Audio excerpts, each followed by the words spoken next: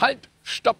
So, wenn ihr hier eingeschaltet habt, dann seid ihr wohl auf dem inforeichsten, besten Erfahrungsbericht, den es hier für das Pic Albatros Makadi Resort hier in Hurghada überhaupt gibt. Es ist vielleicht ein längeres Video, aber wenn ihr das gesehen habt, braucht ihr kein anderes mehr sehen, denn ihr habt alle Fragen geklärt. Und ich würde sagen, wir schnacken hier nicht lange und starten mal mit dem Rundgang hier im Hotel. Wir sind jetzt hier direkt an dem Eingang vom Pic Albatros. Hier steht noch Albatros, aber es ist ein Pic Albatros Makadi hier in Hurghada. Und wenn man hier gleich zu seiner Linken schaut, dann sieht man schon, da hinten ist dann hinter dieser Trichterrutsche das Spa mit Gym und allem. Und hier der große Rutschenbereich. Da sind dann noch die Shops, Kliniken, VR-Area, Tennis, alles Mögliche. Das seht ihr aber dann später alles im Ganzen. Und ihr seht schon, es ist eine riesengroße Anlage. Und hier sind auch schon die ersten Zimmer mit Pools. Aber ich würde sagen, wir machen den Rundgang hier jetzt dann. Gehen rein in das Hauptgebäude, durch die Lobby durch, starten mit der Lobby und weiter zu den Pools und was es hier nicht alles zu sehen gibt. Und übrigens, das Hotel ist auf jeden Fall soweit auch rollstuhlgerecht und mit Krücken und allem drum und dran. Man sieht es hier mit den Golfcars, wird man dann quasi zum Zimmer gefahren. Und hier seht ihr auch, es gibt überall Rampen und Aufzüge, das seht ihr später noch mehr, wo man wirklich überall mit Kinderwagen, mit Rollstuhl, mit Krücken, egal was, von A nach B kommt.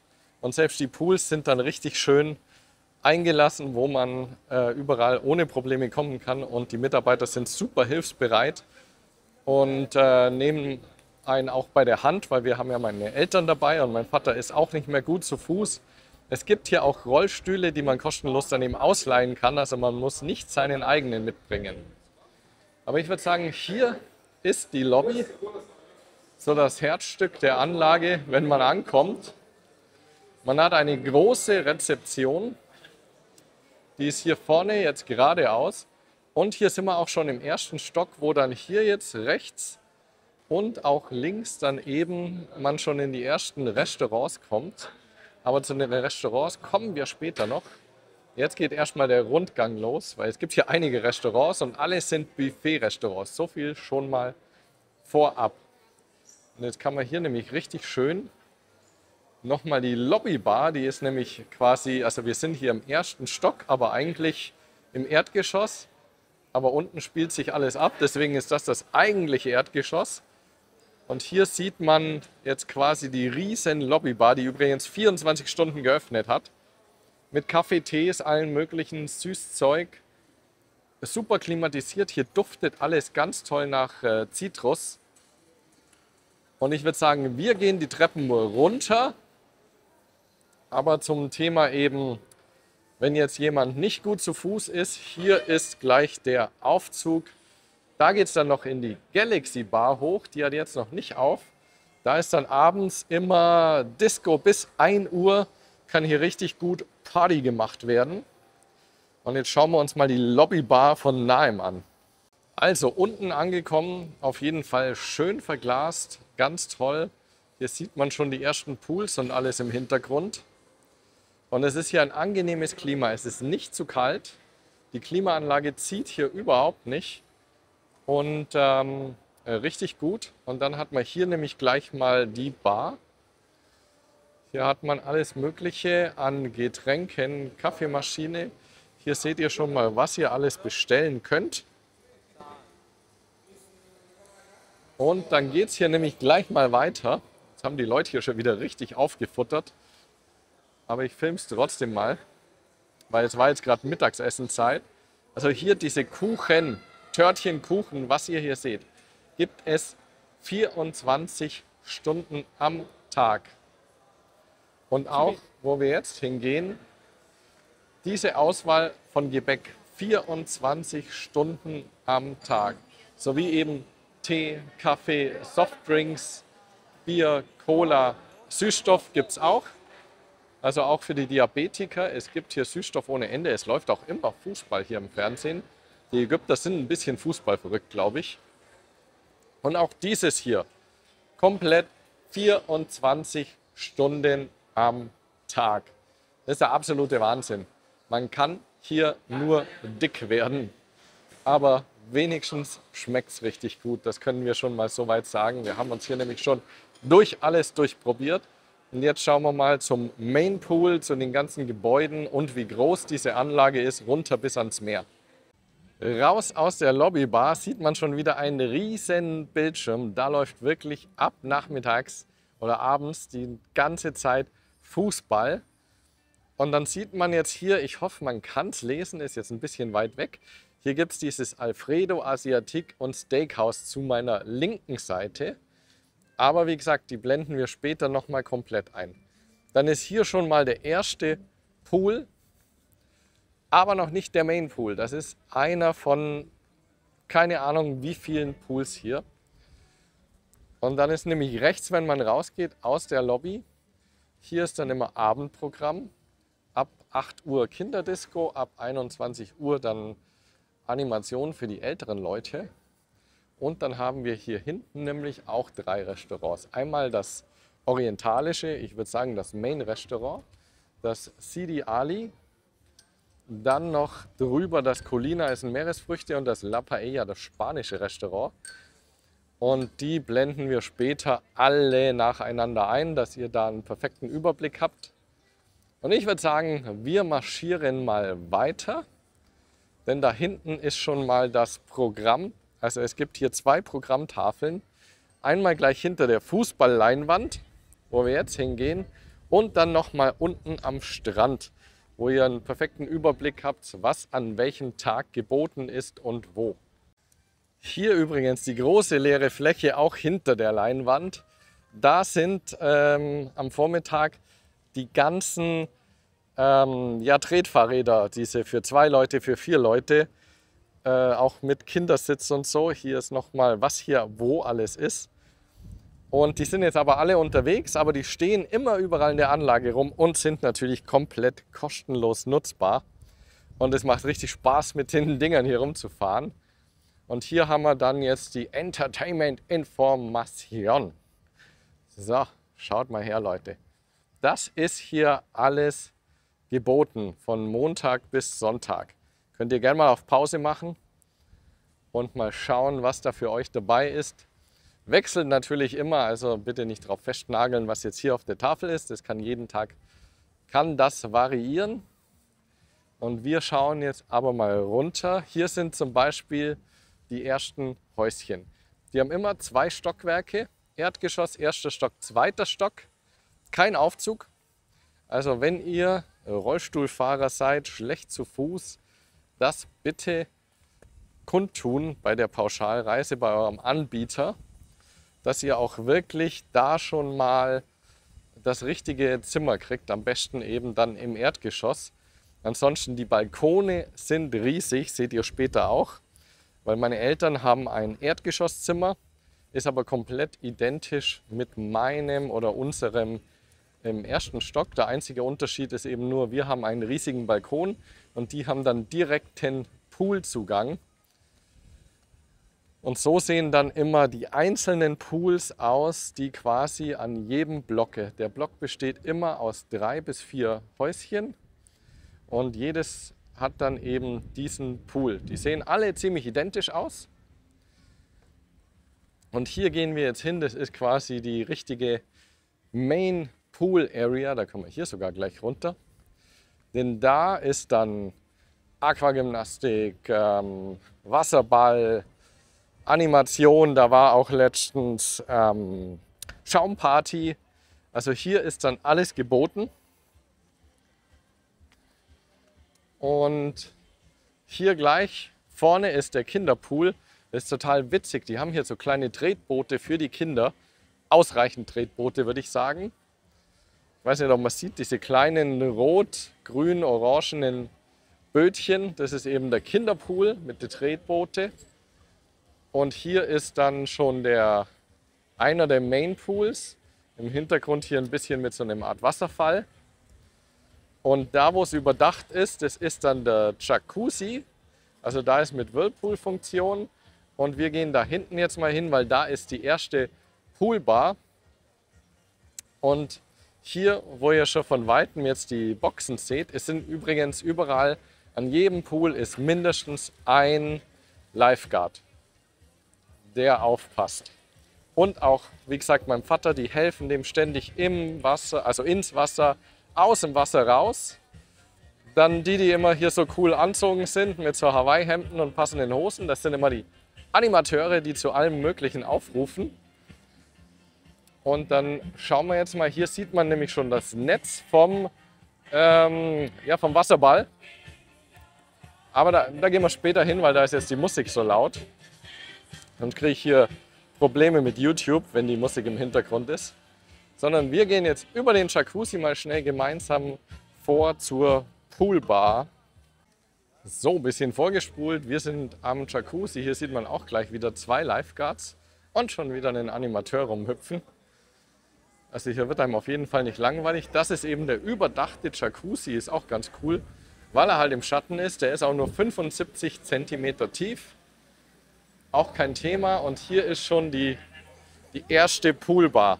Also es gibt eine Poolbar, es gibt eine Strandbar, es gibt hier Bars ohne Ende. Und hier kann man richtig schön sitzen. Hier gibt es auch immer Bier, Cocktails, Longdrinks, Kaffee, Eiskaffee. Hier kriegt man wirklich alles, was das Herz begehrt. Und jetzt schauen wir mal vor, weil da hinten sieht man schon die Strandbar. So, wir sind auf dem Weg zur Strandbar. Wie ihr seht, auch hier wieder Rampe und Treppen. Also man kommt von Pool zu Pool. In der ganzen Anlage ist überall darauf geachtet, dass man wirklich auch barrierefrei überall hinkommt. Und das ist eben hier der Main Pool, wo dann Wassergymnastik, Wasserball, alles stattfindet. Und dann sind wir auch schon wieder ein paar hundert Schritte weiter. Also es ist wirklich eine weitläufige Anlage. Aber deswegen verläuft es sich auch so gut und man kriegt hier wirklich immer, wenn man nicht die beste Liege in dem ganzen Resort haben will, kriegt man wirklich immer problemlos, ob Vormittag, Nachmittag, man kriegt hier Liegen. Man muss nicht wie bekloppt hier schon in der Früh aufstehen, reservieren, ist hier absolut nicht nötig. Hier ist dann eins von diesen Fahrrädern, aber da sehen wir bestimmt noch mehr rumfahren. Ich würde sagen, wir laufen jetzt mal hier zu dieser Strandbar und was hier immer zum Essen gibt. Die Öffnungszeiten, die blenden man natürlich immer ein hier jetzt zu jedem Restaurant, dass man auch weiß, wann welches Restaurant geöffnet hat. Dass wir wirklich das informativste Video sind, das es hier auf YouTube gibt zu diesem Hotel. Ich würde sagen, wir fangen hier gleich mal an. Pasta Station, Live-Cooking-Station. Hier köcheln die Nudeln vor sich hin. So, und da geht es quasi los, die wilde Fresserei. Wirklich den ganzen Nachmittag bis kurz vorm Abendessen. Dann hat man hier, wenn man es gesünder haben möchte, gibt es hier Obst und Salat in alle Variationen. Dressing zum selber machen. Hier gibt es noch so Pappteller, Servietten, wenn man es mitnehmen möchte. Dann nach der Pastastation, was braucht's? Na klar, eine Pizzastation und die haben richtig leckere Pizzas mit schönem krossen Boden. Jetzt sind wir gerade so weit, dass alles weggefuttert ist, aber hier wird schon wieder ordentlich nachgelegt. Und man muss hier echt nicht lange warten. Dann hat man hier, da ist der Spieß gerade leer, da gibt es jetzt bald einen neuen. Da gibt es nämlich hier den Rindfleisch-Shawarma und Burger gibt es hier. Also ihr seht schon, die Auswahl selbst am Pool megamäßig. Ist schon ein bisschen später jetzt ist hier schon bald Feierabend. Hier sind noch Pommes und dann gibt es hier noch mal Tee, Kaffee, alles mögliche an Longdrinks, Cocktails, Bier, Wasser, Softdrinks, auch zum selber zapfen gibt es hier. Und dann ist man hier nämlich schon direkt an der Lagune. Das ist ein absolutes Highlight hier, da gehen wir jetzt später hin. Weil jetzt schauen wir erstmal noch weiter, weil das ist jetzt noch näher und zwar wirklich die Kids Area. Wir waren ja schon am Kids Pool und jetzt gehen wir zur Kids Area. Und das ist auch mega. Das ist zwar jetzt nicht für Kinder hauptsächlich, sondern auch für Erwachsene. Es gibt hier nämlich Schwäne. Es gibt hier noch so einen kleinen Lagunenabschnitt, wo man hier wirklich mit den Schwänen hier so tretbootmäßig fahren kann. in Ägypten. Wie geil ist das bitte nochmal? Das ist was, das müssen wir auf jeden Fall auch noch machen. Aber ich würde sagen, hier hinten sieht man schon den Kids-Bereich und da gehen wir jetzt hin.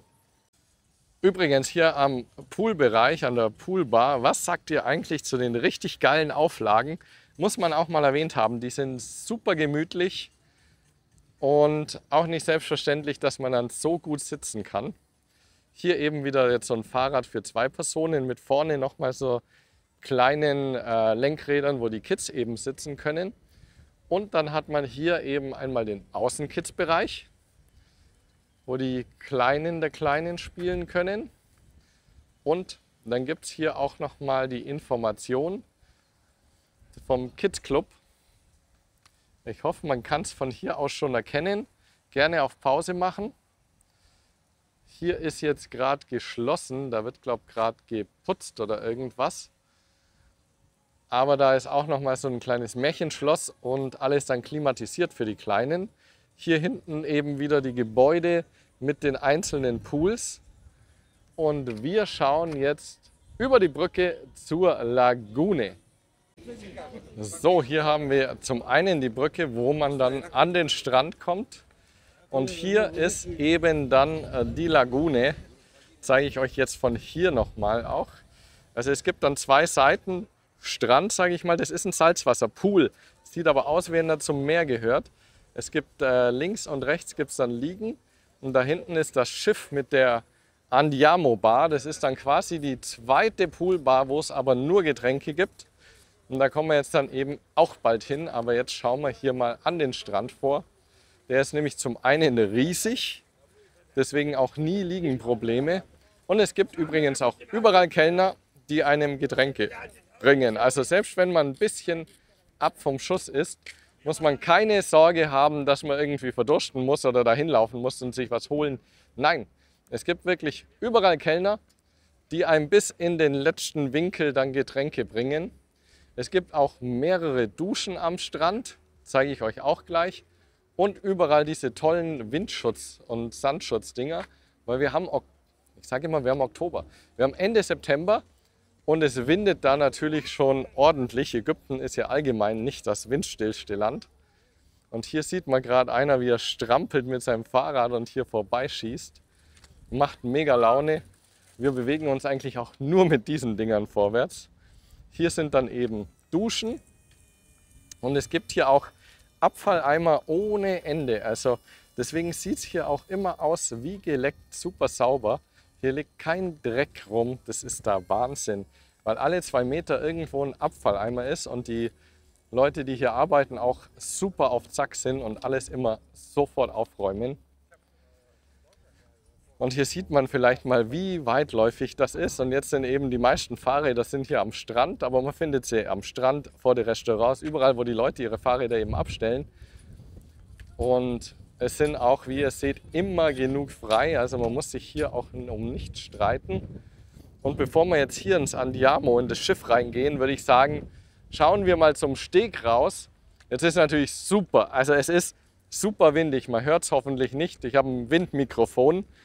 Heute ist nämlich die rote Fahne draußen, was wirklich eine Seltenheit ist. Also es muss hier schon fast ein Sturm gehen, dass die hier einem quasi das Schnorcheln ja nicht untersagen, aber dass eigentlich kein Schnorchelwetter ist. Wir laufen mal den Steg vor und dann zeige ich euch mal, wie es vorne am Steg aussieht. Hier nur noch mal ganz kurz die Regeln. Könnt ihr auch einfach pausieren und selber lesen. Übrigens, hier ist auch immer genug Wasser und relativ ruhig, weil das Riff ganz da vorne ist und man hier sitzen kann. Und da vorne sind dann, da gehen wir auch noch hin, so kleine vorgelagerte Inseln, wo man auch megamäßig ins Wasser kann und hier einfach entweder einen Strandspaziergang, auch schon ein bisschen die Kleinen schnorcheln können, weil da vorne eben die großen Wellen sind, oder einfach nur im Wasser liegen kann, Windsurfen kann, was auch immer. Ist richtig toll angelegt hier.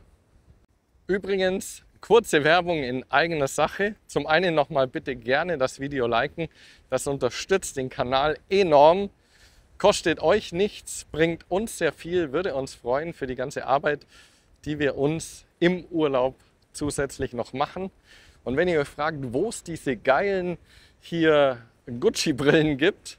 Die sind original vietnamesisch, Zwinker-Smiley, genauso wie diese Hemden, die ich hier anhab. Und die findet ihr übrigens auf unserem privaten Kanal, wo wir nicht nur Hotelvideos zeigen, sondern wenn ihr selber mal auf Reisen gehen wollt, Rundreisen machen wollt, auf eigene Faust und so weiter, dann schaut da gern mal auf Kathi und Richie on Tour vorbei, so heißt der Kanal. Verlinke ich auch in der Videobeschreibung. Da findet ihr dann wirklich, sage ich mal, so abenteuerliche Reisen, die nicht pauschal reisenmäßig sind. So Leute, wir sind vorne am Steg. Es windet ohne Ende, aber ist dafür auch super angenehm. Also man kommt hier weder ins Schwitzen noch ins Frieren. Dann seht ihr hier schon, sind überall so kleine Sitzbänke, wo man sich hinsetzen kann, umziehen kann. Hier ist quasi auch wieder der Lifeguard. Es gibt Schwimmwesten für Leute, die sich nicht so viel zutrauen. Und dann seht ihr, hier geht es quasi hier ins Meer runter. Ich schwenke mal schnell runter. Herrlich. Man sieht so ein paar Korallen, sieht man jetzt vielleicht, oder ein bisschen was vom Riff. Das sind ganz tolle Farben, aber wie gesagt, heute rote Flagge. Deswegen, oder zumindest gerade jetzt, kann sich jederzeit wieder ändern und kann wieder gelb werden. Und in diesem Bereich, der abgesperrt ist, kann man dann hier natürlich perfekt schnorcheln, sich dann auch an diesen Leinen und Schwimmreifen festhalten, wenn man mal eine Pause braucht. Wir werden auch noch schnorcheln gehen, dann seht ihr jetzt quasi an dieser Stelle, blenden wir dann jetzt mal ein paar Unterwasseraufnahmen ein, die ich mit der GoPro mache. Und ich gehe derweil wieder zurück.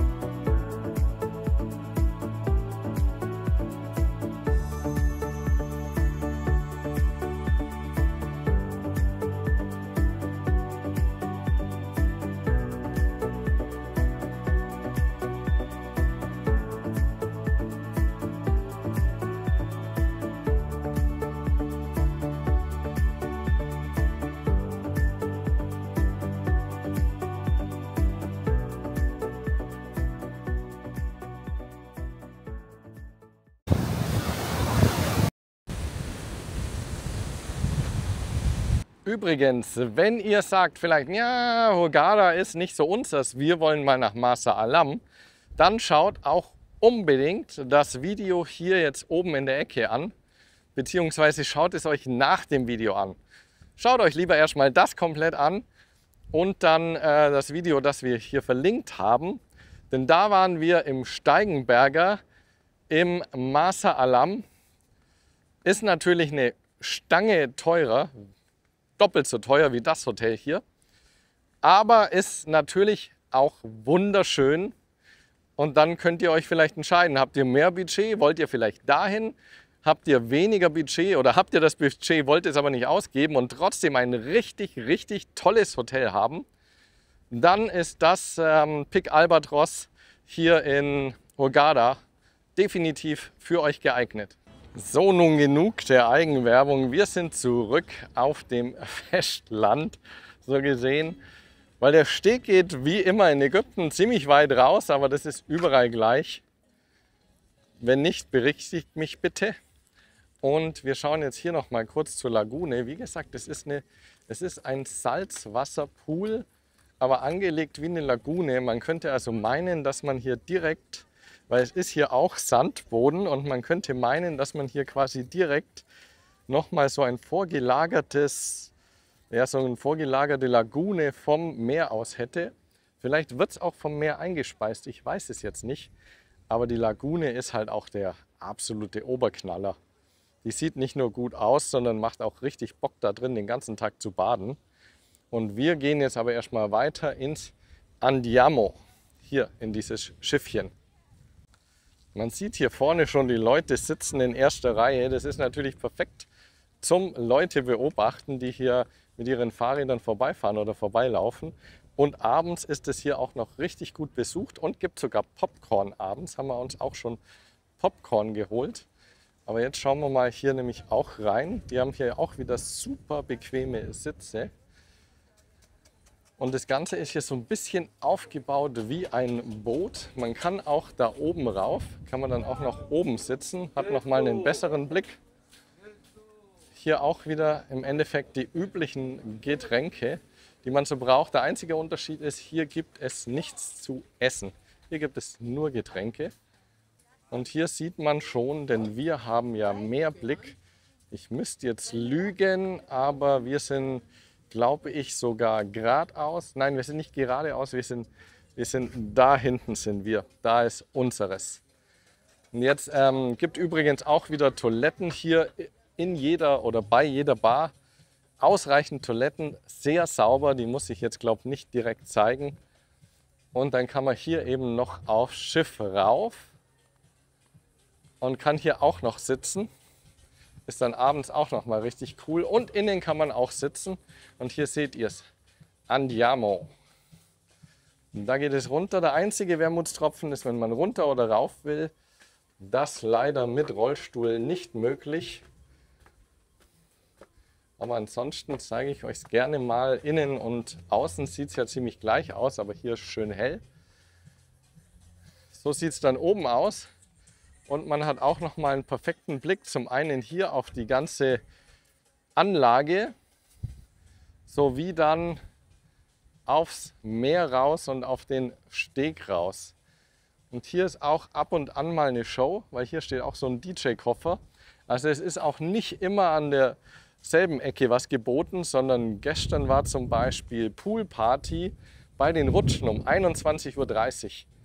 War auch richtig cool, auch mit Schaum und allem drum und dran. Die Kids haben im Kinderpool noch geplanscht, die Eltern haben zur Musik getanzt. War mega. Also hier wird wirklich geschaut, dass immer alle perfekt abgeholt sind und Spaß haben und ihren Urlaub in vollen Zügen genießen können. Wie gesagt, das Personal ist super bemüht, super freundlich. Deutsch können hier wirklich auch die meisten. Also ihr müsst euch jetzt fremdsprachentechnisch auch keine Sorgen machen. Da ist auf jeden Fall immer einer da, der Deutsch spricht, vom Lifeguard über den an der Bar, die Bedienung im Restaurant, an der Rezeption. Man kommt hier mit Deutsch ziemlich weit. Merkt man auch. Also wer sich jetzt fragt, sind hier viele Russen? Ist es hier ein Russenhotel? Ich würde sagen, es sind überwiegend Deutsche. Es sind natürlich russische oder könnten auch Ukrainer sein. Ich weiß ja nicht, so gut kann ich die Sprache jetzt nicht, dass ich das unterscheiden könnte, sind da, aber hier führt sich auch keiner auf. Ich weiß nicht, wer es noch kennt von früher, wenn man das immer weiß, Türkei-Urlaub und so, aufgeladene Teller, alles wird stehen gelassen und so weiter. Absolut hier nicht der Fall. Muss ich erwähnen, nicht der Fall. Richtig, richtig angenehm. Und ich würde sagen, nein, ich gehe noch nicht zurück. Wartet mal. Genau, ich muss da noch lang. Das habt ihr noch gar nicht gesehen. Wollt jetzt schon aufs Zimmer zurückgehen und das Zimmer zeigen. Aber hier gibt es ja noch viel mehr zu sehen. Wir gehen jetzt nämlich noch zu Boccia und zum Tauchcenter und alles. Sodale, wir sind angekommen beim Boccia-Platz. Zur Erinnerung, hier ist die Andiamo Bar, das Schiff. Und gleich hier ist quasi die Boccia Area, wo jeder den ganzen Tag, so viel er will, Boccia spielen kann. Die Kugeln bleiben hier liegen und man hat hier auch einen riesen Rechen, also man kann selber hier den ganzen Tag Boccia spielen, hat dann noch einen Sonnenschirm, wo man nicht verbrennt in der Sonne. Und dann kommt hier vorne schon so ein bisschen der Aktivitätenbereich, nämlich links sieht man schon leicht das Tauchcenter und rechts dann eben Surfen oder Windsurfen und alles Mögliche. Und wer sich fragt, es laufen hier genug Verkäufer rum. Die haben alle möglichen, von Tauchen, Schnorcheltouren, Massagen. Hier wird einem alles rund um die Uhr angeboten. Gar nicht aufdringlich, muss man auch dazu sagen. Hier ist übrigens noch, es gibt hier 2 Handtuchstationen oder 3. Aber man kann es auch einfach einem Lifeguard seine Karten geben. Man kriegt 2 Karten, da kann man Handtücher dagegen tauschen. Man kann es also entweder hier direkt selber holen oder man gibt es einem Mitarbeiter und der holt die dann für einen. Absolut kein Problem. Und wenn man dann die Handtücher wieder abgibt, wie man es kennt, gibt es dann natürlich die Karten wieder zurück. So, dann da vorne wieder Toiletten und hier eben die Tauchstation. Und wer aber jetzt sagt, er muss es nicht unbedingt über das Hotel buchen, die Ausflüge, will sich vielleicht noch ein paar Euro sparen, ist genauso sicher, machen wir ständig zum Beispiel. Wir buchen alles über Get Your Guide. Ich habe es einmal in der Videobeschreibung für euch, den Link, und ich packe ihn euch jetzt hier auch noch als QR-Code rein. Einfach mit dem Handy scannen, da passiert nichts, keine Sorge. Und dann kriegt ihr die besten Ausflüge angezeigt, die ihr hier machen könnt. Nur zu einem Bruchteil vom Preis. Wer es natürlich auf Nummer sicher gehen will, kann es übers Hotel machen, muss natürlich wissen, dass er etwas mehr zahlt. Aber wir machen es, wie gesagt, immer über Get Your Guide, funktioniert einwandfrei, hatten nie Probleme. Seht ihr auch an den Ausflügen im Hotel in Marsa Alam im Steigenberger. Da haben wir das auch gemacht, Reiten, Schnorcheln, alles Mögliche, super. Ich gehe jetzt zurück ins Zimmer. Und dann würde ich auch sagen, ist nämlich das nächste, wie sehen eigentlich die Zimmer aus? Also, bis gleich. So, hier ist dann jetzt unser Gebäude. Und ich habe euch ja versprochen, ich blende noch ein Preisbeispiel ein. Das kommt jetzt an dieser Stelle, was eine Woche All-Inclusive-Urlaub hier im Pic Albatros Makadi Resort in Hurghada kostet. Mit dem Zimmer, so wie wir es haben, also mit Meerblick. So Freunde, es wird Zeit fürs Zimmer. Lasst uns mal schauen, wie in diesem Hotel die Zimmer so ausschauen, denn nein, sage ich euch später, was wir für einen geilen Blick haben, das seht ihr nämlich gleich. Also, los geht's. Wir sind im Bereich H auf der Karte, das ist mal wichtig, H wie Heinrich. Wir haben hier die Zimmernummer 1354. Hier, wir sind im 1. Stock. Hier ist noch der Blick raus zum Pool, wo meine Eltern irgendwo um die Ecke sind. Und ich würde sagen, wir schauen uns jetzt aber mal das Zimmer an und starten mal hier mit dem Bad und der Ablage. Also man kommt hier rein und hat hier gleich mal ein richtiges großes Schuhregal für seine Koffer, für alles. Richtig, richtig cool. Und dann geht es hier gleich weiter ins Badezimmer. Und wir haben uns schon eingerichtet, weil wir sind gestern Nacht angekommen und wir waren fix und fertig. Habe ich gesagt, das Zimmer filmen wir mal anders. Toilette. Viel Ablage, tolles Bad und vor allem der Druck hier, also die Dusche kann ich nicht zeigen, mit der Dusche kann man Sand strahlen, aber auch das Waschbecken, schaut mal her. Da ist Druck drauf ohne Ende, Leute. Und dann hier eben die riesige Dusche, die ist bestimmt 1,20 Meter, 1,60 Meter auf 1,20 Meter würde ich sagen. Riesengroß, richtig coole Handtücher, alles vorhanden, Schminkspiegel. Hier noch Seife also Flüssigseife, dann gibt es hier noch normale Seife und wichtig auch, man hat einen Föhn.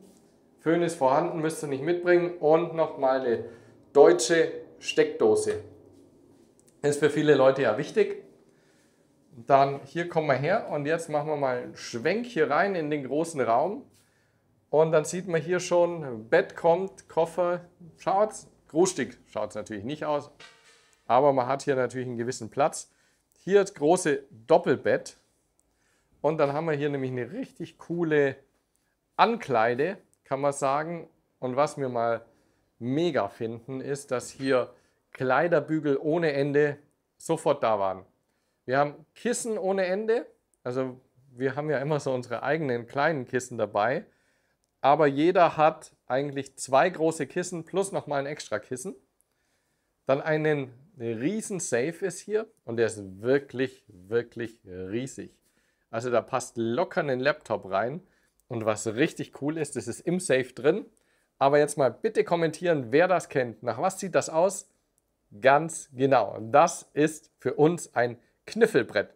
Kniffel, Knüller, Yahtzee, you name it, wie ihr es nennen wollt. Das Ding ist der Hammer, genau dafür geeignet.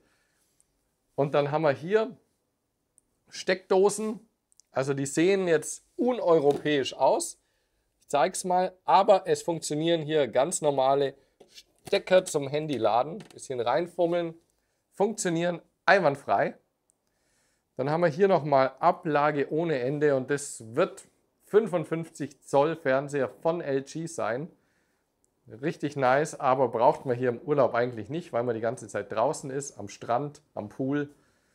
Dann hat man hier noch einen großen Spiegel, auch nochmal Ablage ohne, also Ablagen hier, ohne Ende in dem Zimmer. Wahnsinn. Schaut euch das mal an. Richtig cool, man hat hier nochmal eine ganz normale deutsche Steckdose hier. Wir haben hier nur einen Adapter, dass wir mehr einstecken können für die ganze Technik. Aber ansonsten kann man den Wasserkocher hat man hier, man hat Tee, man hat Kaffee, man hat alles, was man braucht, Süßstoff, alles da. Und dann haben wir hier nämlich einen Kühlschrank und hier wird jeden Tag kostenlos die Minibar aufgefüllt. Sprite, Cola, Wasser ohne Ende.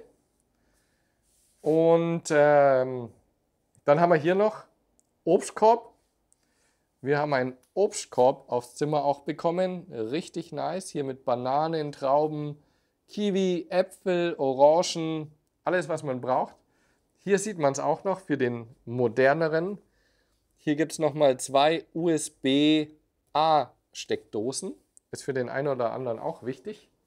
Ich finde es auch schön mit dem Bild hier. Macht es richtig heimelig. Und ganz wichtig, jetzt sieht man es hier oben, Klimaanlage. Super, nicht diese alten Dinger, sondern quasi richtig schön integrierte Klimaanlage. Und jetzt kommt natürlich das Herzstück, was ich vorhin nicht verraten wollte. Man sieht es hier jetzt schon durch den Vorhang, denn wir haben Mehrblickzimmer. Bam, hier im Pic Albatros Makati. Und jetzt schauen wir mal raus auf den Balkon. Riesen Schiebetür und der Balkon ist riesig. Muss man sagen, er ist wirklich riesig. 2 Stühle, Aschenbecher. Hier hat man noch quasi was zum Wäschetrocknen, also Handtücher, Badehosen. Und dann hat man hier diesen absolut geilen Blick raus aufs Meer. Steg sagt gerade, sieht man jetzt vielleicht nicht, der ist da hinten. Gelbe Flagge heißt, wir können schnorcheln. Und ich würde sagen, das war die Roomtour. Und wir sehen uns später im Video wieder. Bis dann, Leute. So, wir kommen gerade vom Mittagessen. Hier hinter mir seht ihr schon die Shops und die ganze Flaniermeile. Das gehen wir jetzt noch gemeinsam durch. Und hier ist auch der Aquapark, wo wir später mal für euch die Rutschen auschecken. Allerdings macht der erst um 14:30 Uhr auf. Geschuldet wahrscheinlich, weil jetzt Nebensaison ist, weil auf dem Papier steht es noch ein bisschen anders. Aber er hat auf jeden Fall offen und wir schauen später mal genauer nach. So, hier haben wir quasi so eine Art Bücherladen, steht Bookshop. Ich bin jetzt nicht drin, aber ich sehe jetzt von außen keines Bücher. Aber ansonsten gibt es hier alles, Zigaretten, Souvenirs, alles fürs Wasser, Sonnenschutz, hier, wie heißt es, Duschgel und so, wenn man was vergessen hat. Ich hoffe echt, das Windmikrofon macht seinen Job. Dann gibt es hier so ein Bazar, also Parfüms. Hier gibt es einen richtigen Parfümladen. Dann gibt es hier noch einen Gewürzladen, alle möglichen Gewürze. Wenn man noch irgendwas braucht, Swimwear oder so Badesachen oder Schuhe oder wenn irgendwas verloren gegangen, kaputt gegangen ist, man kriegt hier alles. Man kriegt hier natürlich auch Schmuck und Uhren. Dann gibt es auch alles.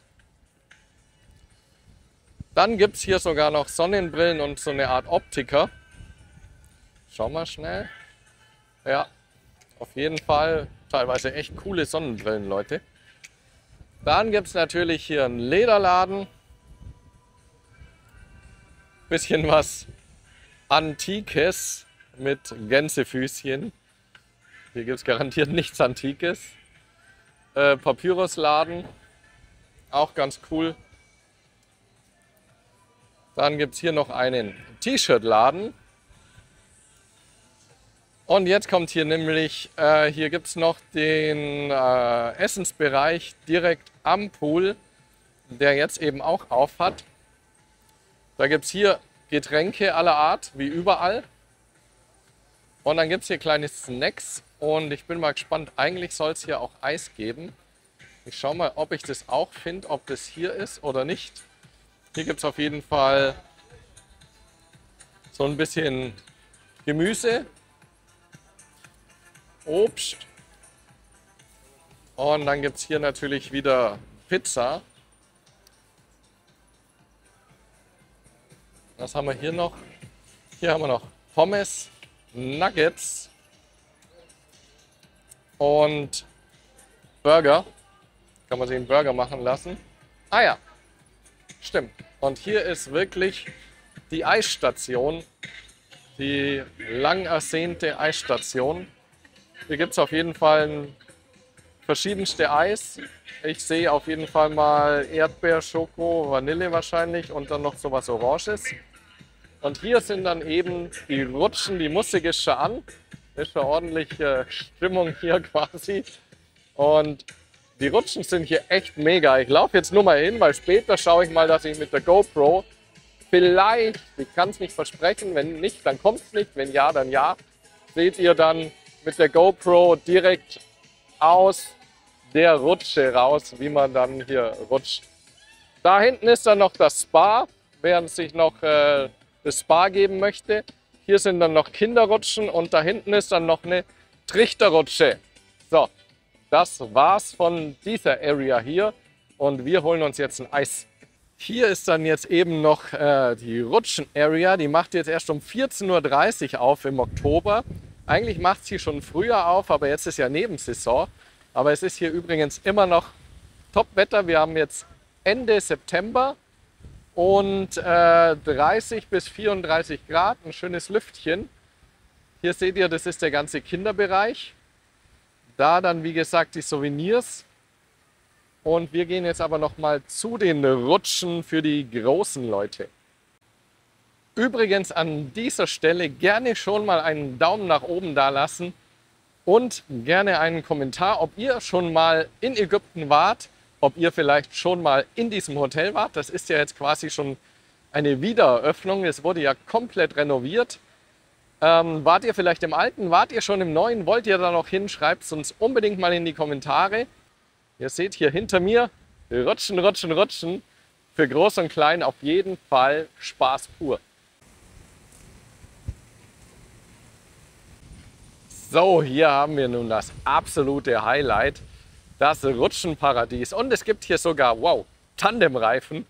Das muss ich dann doch später mal mit Kathi sagen. Filmen darf ich eben leider nicht in den Rutschen, deswegen seht ihr es jetzt hier einfach nochmal von vorne. Es gibt, man sieht es vielleicht da hinten, es gibt sogar einen Aufzug auf den Tower hoch. Und wie ich gerade sehe, es gibt Matten, es gibt Einzelreifen, es gibt Doppelreifen. Es gibt sogar eine Rutsche, so eine Trichterrutsche. Nee, nicht Trichterrutsche, diese Freefall-Rutsche hier, diese orange. Die muss richtig krass sein. Das ist dann eben sowas wie, wo es dir dann den Boden wegzieht und dann da voll runterschießt. Und da hinten sieht man auch das Spa. Und jetzt schauen wir mal, ob sich da einer runter traut und wir den aufnehmen können. Oh, da kommt einer mit dem Reifen. Jawohl. So, wir sind jetzt quasi, also hinter uns sind die Rutschen und alles. Und da ist nämlich hier noch dieser Multifunktionsplatz, zum einen mit Basketball, Fußball und allem Möglichen. Und dann haben wir hier, da kommt jetzt dann nämlich noch die VR-Area. Und da, wer es sucht, ist nämlich auch hier die Klinik. Muss man erst mal finden, aber wenn man sie gefunden hat, oder besser gesagt, ihr wisst jetzt, wo ihr sie findet. Und dann gibt es hier vorne nämlich noch einen Tennisplatz, auch begrünt. Und dahinter sind noch 2 Paddlecourts, auch abends mit Flutlicht und allem. So viel ich weiß, ist das dann aber, ich glaube, kostenpflichtig. Zumindest, ich glaube, die Schläger müsste man sich ausleihen und die kosten dann was. Bin mir aber nicht sicher. Aber jetzt habt ihr hier auch mal den ganzen Bereich gesehen. Und quasi hier ist nämlich wieder der Bookshop und Market. Und jetzt schauen wir mal, ob man da irgendwie in dieses VR-Ding reinkommt. Da ist die Tür. Da schauen wir mal hin, ob das offen hat. So, abends hat die VR-Halle auf. Und hier ist übrigens alles kostenlos. Und es macht hier auch wirklich alles mega Laune. Und ihr seht schon, es ist gar nicht so viel los. Und wir werden auf jeden Fall jetzt noch einiges spielen. Wir waren gestern schon da und haben ein bisschen was ausprobiert. Und Kathi, die hat da die ganzen Leute unterhalten, weil sie so rumgeschrien hat und gelacht hat und witzig war es. Und es ist einfach mega. Da muss man dann quasi nur zu einem Mitarbeiter hingehen und der stellt einem dann das Spiel seiner Wahl ein und kann dann hier spielen, was man möchte. Und ihr seht schon, es ist riesig und für jeden, glaube ich, was dabei, von Autorennen, Shootern, alles Mögliche. So, wir sind durch die Tür von dem Spa durch und dann auf der rechten Seite kommt hier das sehr großzügige Gym. Zum einen gibt es hier unten mal eine Waage, wer sich zutraut, im All-Inclusive-Urlaub sich wiegen zu wollen. Da hinten gibt es einen Wasserspender, Handtücher gibt es, Toiletten gibt es, Klimaanlage läuft, aber nicht zu kalt, richtig angenehm. Und dann gibt es hier 1, 2, 3, 4 Laufbänder und es sind echt gute Geräte hier. Dann gibt es hier noch schön so eine Nackenpresse, also Schultern. Was haben wir hier noch? Dann eine Brustpresse. Und hier mal richtig gut dieser Crosstrainer hier mit einem megamäßig krassen Monitor. Ich weiß gar nicht, ob man es sieht.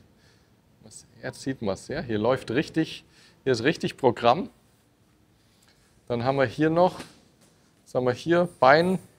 Beinstrecker, Beinbeuger. Hier haben wir noch Medizinbälle und Kettleballs. Spiegel dürfen natürlich nicht fehlen. Und dann hier auch richtig gut. Also die sind hier, und die sind auch echt neu, die Geräte. Also richtig genial ausgestattet. Und man hat hier auch große Gewichte, kann man absolut nichts sagen. Dann gibt es hier noch quasi schön hier für die Brust, Langhantel. Und noch zum Runterziehen hier für ein Latt. Also es ist wirklich alles vorhanden hier im Gym. Richtig, richtig cooles Gym. Hier aus dem Gym raus seht ihr jetzt nochmal, das ist so die Eingangshalle hier vom Spa-Bereich. Da ist definitiv auch ein Friseur oder was, da sehe ich Friseurstühle, ja, Barbershop, alles mit drin. Und dann gibt es eben hier die einzelnen Spa-Behandlungen, die man hier buchen kann. Kathi informiert sich hier gerade, da können wir jetzt dann nachher noch mehr dazu sagen. So, wir haben jetzt gefragt, ich darf hier mal filmen und ich zeige euch jetzt hier mal so ein bisschen, zumindest mal das Schwimmbad hier im Spa-Bereich. Weil das ist ja auch für Leute interessant, die jetzt im Winter hierher kommen und denen es wirklich zu kalt ist, dann ins Meer zu gehen. Da hat man hier den großen Innenbereich. Ah, schaut mal her. Das ist ja mega. Das schaut so ein bisschen aus wie Traum aus 1001 Nacht. Jetzt halt es hier ein bisschen, aber ich hoffe, ihr seht es jetzt. Ansonsten hören muss ja jetzt nicht sein. Gibt hier auf jeden Fall ganz tolle Liegebereiche auch zum Relaxen. Richtig, richtig schön der Bereich hier. So, dem Mann wieder hinterher. Und jetzt sehen wir hier noch so den Rest vom Spa-Bereich so ein bisschen. Quasi hier jetzt dann die Saunen und alles. Ah ja, dann haben wir hier noch einen Whirlpool, also einen Jacuzzi. Ich zeige den hier mal schnell. Zack, zack, zack. Ja, das schaut doch aus hier richtig, richtig toll. 2 Stück, 2 Whirlpools. Und hier sind dann quasi noch die Saunen.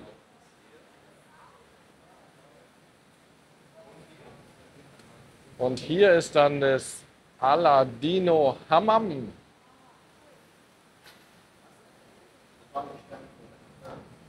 Oh, hier ist eine richtig angenehme Temperatur. Er sagt gerade, der Stein ist auch warm. Man liegt dann und dann kommt hier quasi mit dem Schaum, wird man dann hier richtig schön Hammam-mäßig massiert. Und hier sind dann die privaten Massagezimmer. Und hier gibt es sogar eine russische Sauna mit Schwitzhüten und allem drum und dran. Richtig, richtig cool hier mit so Betten und allem. Und dann hier so, ich zeige es jetzt mal nur kurz, hier durch. Hier gibt es dann so Fasssaunen. Wie witzig ist das denn? So, das haben wir uns jetzt hier mal erklären lassen, dieses 2 Stunden Kleopatra-Programm. Das heißt, man geht erstmal so 5 Minuten in die Sauna, dann hat man 20 Minuten Jacuzzi und alles. Dann kommt noch dieser Full Body Scrub, also wo die ganzen alten Hautpartikel runterkommen. Das ist mit Kaffee und Kokos, dass richtig alles runterkuppelt wird. Und dann geht es hier irgendwo noch weiter quasi, ja, richtig die Massage. Dann hier noch eine Gesichtsmaske, dann gibt es noch Tea Time. Richtig, richtig cool. Dann sage ich jetzt nachher auch gleich noch was zu den Preisen.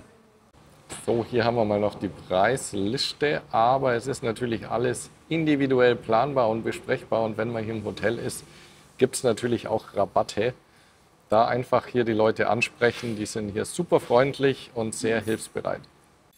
So Freunde, das Beste hier im Hotel sind überall diese geilen Dinger hier und die funktionieren echt super und machen mega Laune, um hier ganz schnell die ganze Gegend abzufahren. Hier ist übrigens ein pinkes Teil noch und wir fahren jetzt zum Abendessen. So Freunde, es wird Zeit fürs erste Restaurant und zwar das Sidi Ali, das orientalische. Das ist hier ist der ganze Außenbereich vom Restaurant. Später ist dann hier noch Bühne mit Party, Halligalli. Und ich würde sagen, wir schauen mal rein, weil es ist schon offen, aber die Leute wissen es noch nicht. Mir hat gerade ein Kellner gesagt, es ist jetzt schon auf, 5 Minuten vorher. Und deswegen ist es jetzt natürlich optimal, dass ich den ganzen Spaß hier für euch schon filmen kann. Und ich würde sagen, ich war selber hier noch gar nicht drin und wir starten hier gleich mal. Und es sieht doch schon mal vielversprechend aus. Linsensuppe, Nudelsuppe und hier mal wieder Fleisch. Erstmal Gravy, also Bratensoße hier ordentlich.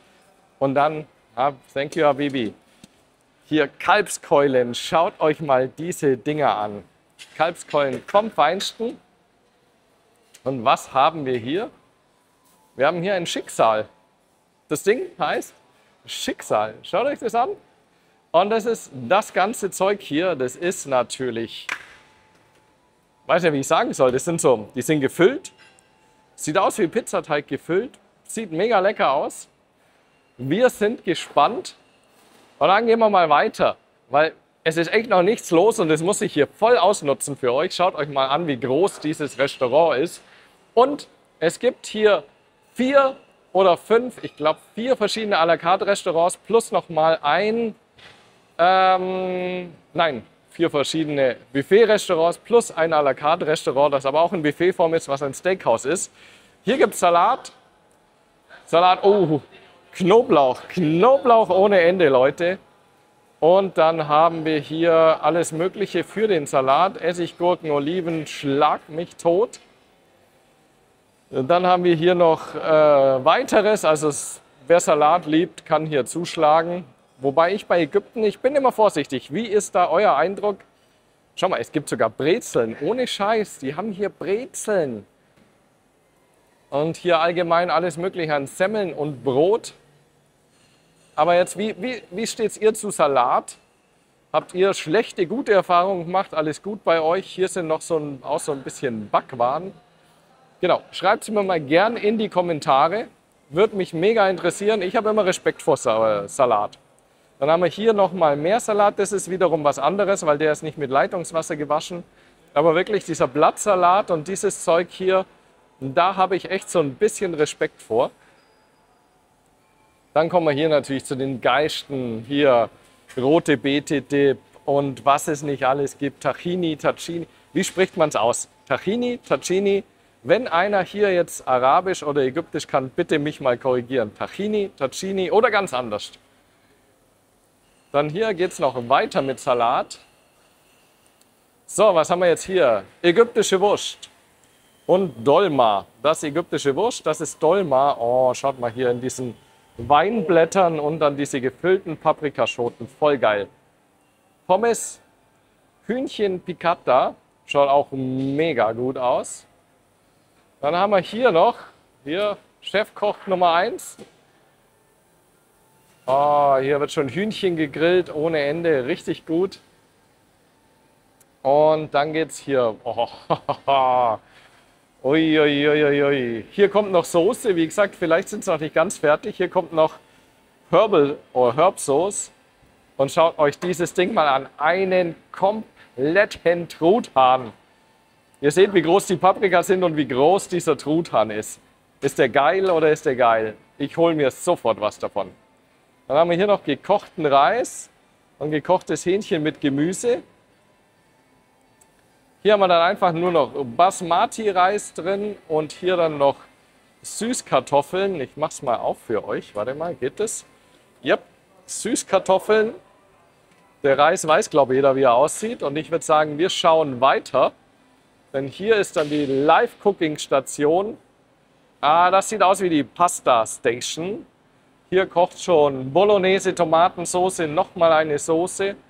Hier gibt es noch alles Mögliche zum selber machen. Also nochmal Paprika, Zwiebel, Mais, Champignons, Käse, Nudeln. Genau, wie ich gesagt habe, Pasta Station. Dann haben wir hier Salabia oder wie das Ganze heißt. Mal schauen, ist da schon was drin? Nein, da ist noch nichts drin. Aber so sehen dann die guten Dinger aus. Frittiert und wie es scheint mit viel Zucker. Oh, hinter mir schon die Süßwarenabteilung. Aber jetzt muss ich erstmal noch. Hier ist dann quasi die Zapfanlage. Hier meine Mama, die holt hier schon ordentlich Alkohol wieder ab. Bierchen. Und dann schauen wir mal hier zu den Süßspeisen. Machen wir einen Schwenk hier rüber zu den Süßspeisen. Ich erwähne es vielleicht öfter, aber es wird ein langes Video, weil es ein Riesenhotel ist. Aber hier, schauen wir mal wieder, Engelshaar. Dann hier irgendwas mit Erdnüssen. Absolut Cholesterin und Zuckerbomben, aber die sind einfach viel zu gut, um die wegzulassen. Ich würde sagen, da muss jeder zugreifen. Hier nochmal ungefähr dasselbe. So ein bisschen, hier ist wieder was anderes. Sieht alles geil aus. Dann haben wir hier Kuchen, Törtchen. Schaut euch das an. Mit richtig krass, mit viel Pistazien drauf. Mega, mega, mega. Das hier hat so ein bisschen Creme Brûlée-Feeling, würde ich sagen. Ei, ei, ei, ei, ei. Wir sind nur eine Woche hier, aber ich glaube, hier werden wieder ordentlich Kilos drauf. Schaut mal, alles nur Engelshaar. Jei. Oh mein Gott, Leute. Nochmal Engelshaar. Hier so ein bisschen Baklava-Feeling, aber Blätterteig. Noch mehr Törtchen. Und die sehen auch wieder alle richtig gut aus hier. Im Makadi Resort, im Albatros Makadi Resort. Hier nochmal ein Red Velvet. Alter Schwede. Und weißer Schokobrunnen. Das Ding ist an. Das ist an. Das ist weiße Schokolade. Hier mal, was man alles noch reintunken kann. Und schaut euch das an. Da oben noch ein paar Früchte. Und da fließt der. Ihr seht es. Weißer Schokoladenbrunnen. Was ist hier los? Jetzt muss ich nur kurz hier noch hinter, das habe ich noch verpasst. Hier gibt es nämlich auch noch was. Und zwar hier gibt es noch irgendwelche Puddings. Auch wieder mit Pistazien, überall gefüllt Pistazien drauf. Dann gibt es hier noch die Obstabteilung. Und jetzt füllt sich der Laden langsam. Hier haben wir auch noch schöne Datteln. Und jetzt füllt sich der Laden langsam. Jetzt muss ich mal hinschauen, bevor hier das totale Chaos ausbricht. Die Kathi, die ist hier auch schon fleißig. Jetzt schauen wir hier mal, was es hier noch an warmen Gerichten gibt, weil da waren wir ja noch gar nicht. Was haben wir hier? Das sehen wir, glaube ich, sogar so. Gekochte Kartoffeln. Dann gebratener Fisch. Oh, geil. Dann Tacine, Tolle. Ich kann es leider nicht aussprechen. Dampft auf jeden Fall ordentlich. Sieht lecker aus. Hühnerpilze. Was sind Hühnerpilze? Schlecht übersetzt oder Hühnchen mit Pilzen? Schaut auf jeden Fall gut aus. Hier haben sie offen gelassen, passt. Gedämpftes Gemüse und Fleischbällchen. Truthahn habe ich, der mega, ja.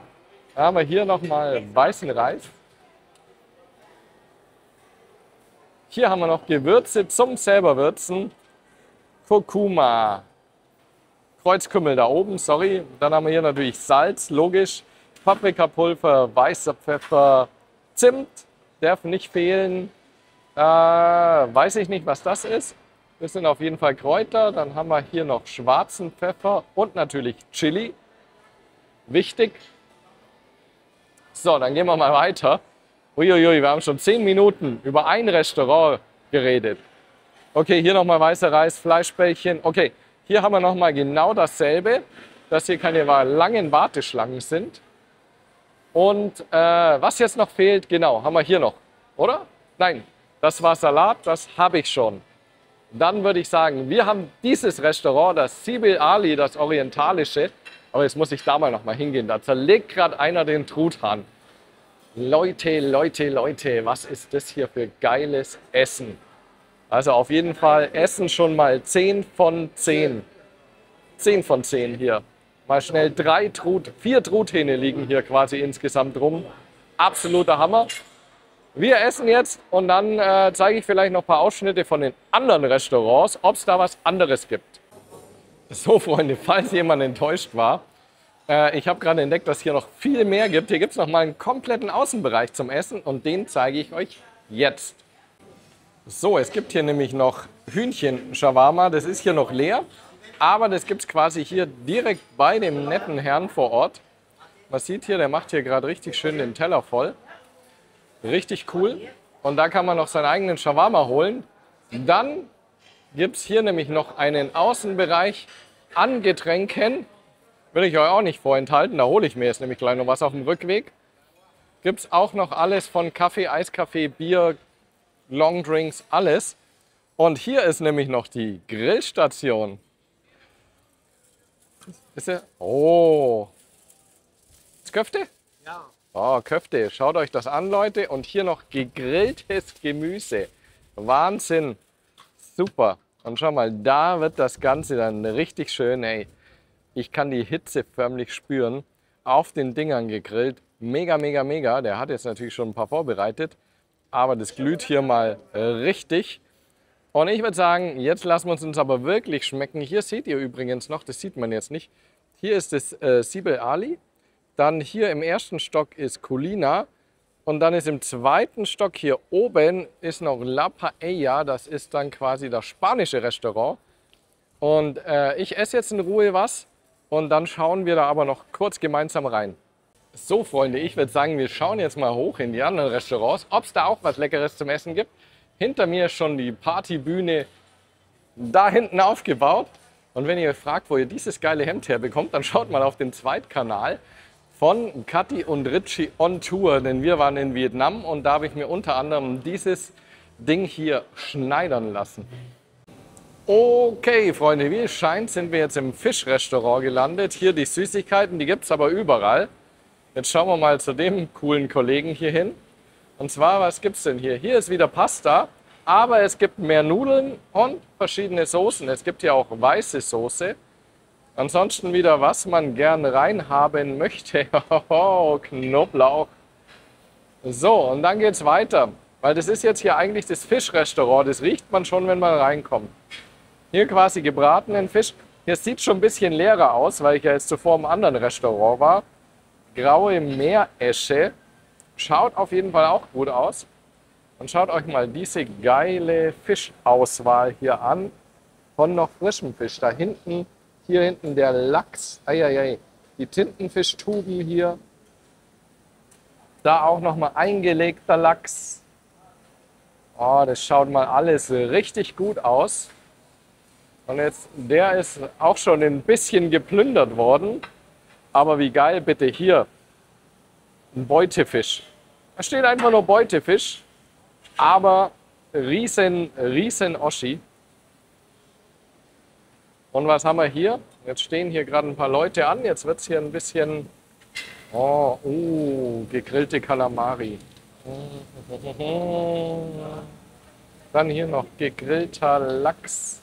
Was davon noch übrig ist. Aber der Chef hier, der hat hier noch ordentlich was auf dem Grill drauf. Schaut euch das Baby hier mal an. Ei.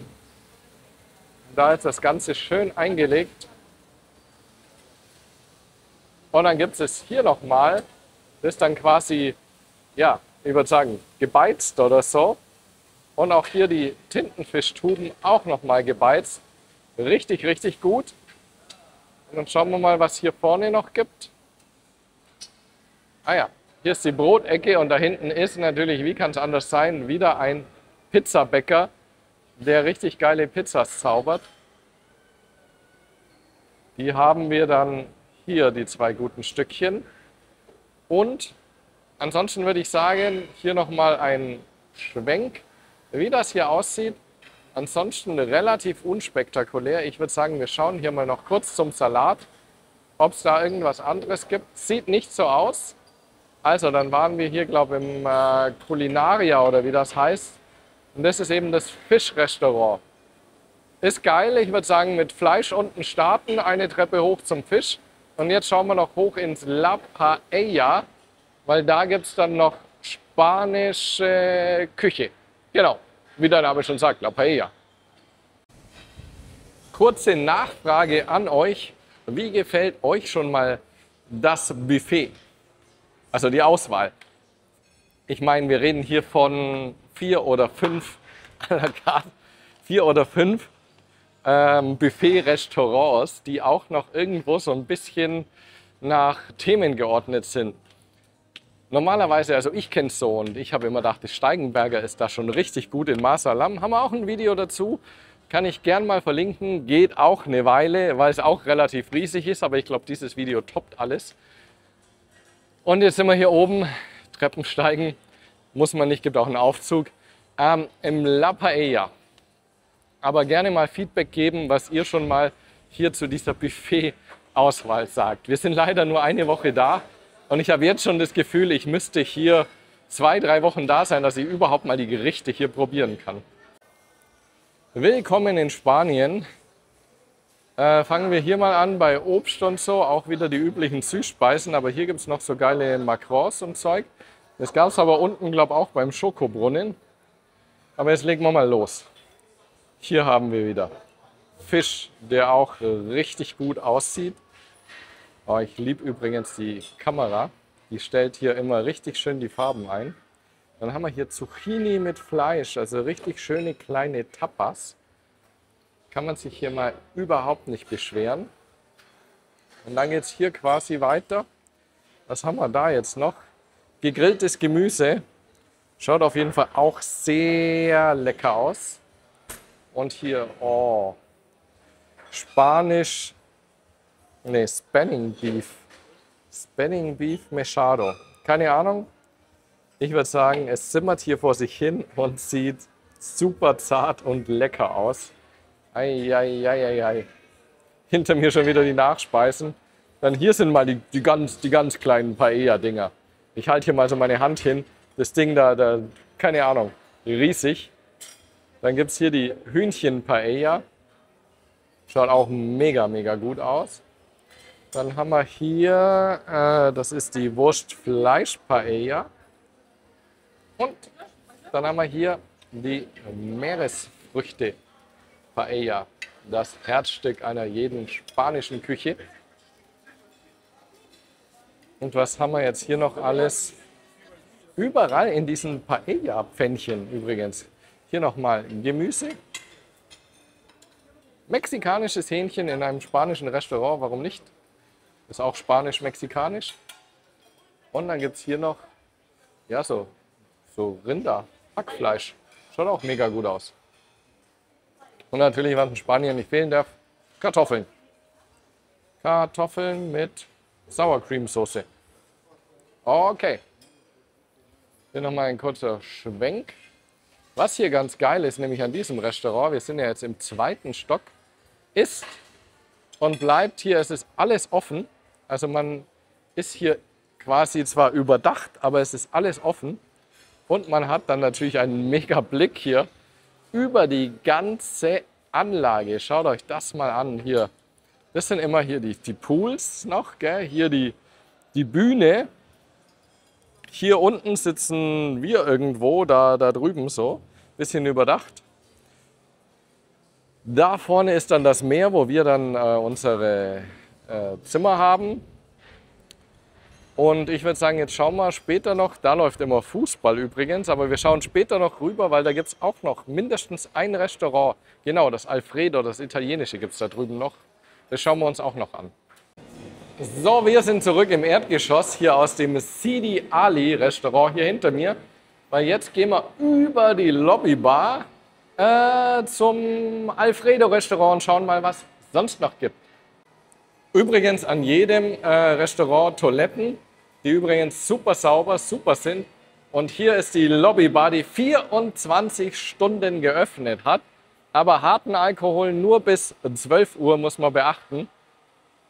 Aber die ist auch mega groß. Und das Geile ist, das zeige ich euch jetzt gleich. Oh, gehen wir erstmal hier zu diesen Dingern nochmal. Weil alles, was ihr hier seht, gibt es 24 Stunden zum Essen. Bevor wir jetzt ins Alfredo gehen, was dann auch später noch das Mitternachtsrestaurant ist. Aber schaut euch das mal an. Dieses Törtchen hat sich Kathi jetzt noch geholt, hat gesagt, mega lecker. Dann hier der Kellner auch wieder super motiviert. Die sind hier alle super freundlich. Ich kann es nicht oft genug sagen. Es gibt richtig gute Kaffeemaschinen hier auch. Und dann haben wir hier noch, schaut euch das an, das gibt es die ganze Nacht hier. Leute, wollt ihr mich verarschen hier in dem Hotel? Die ganze Nacht, schaut euch das an. Süßspeisen, Kaffee, Cola, Wasser, was weiß ich, Bier. Ey, das ist hier eine eigene Bäckerei, die einfach mal 24 Stunden offen hat.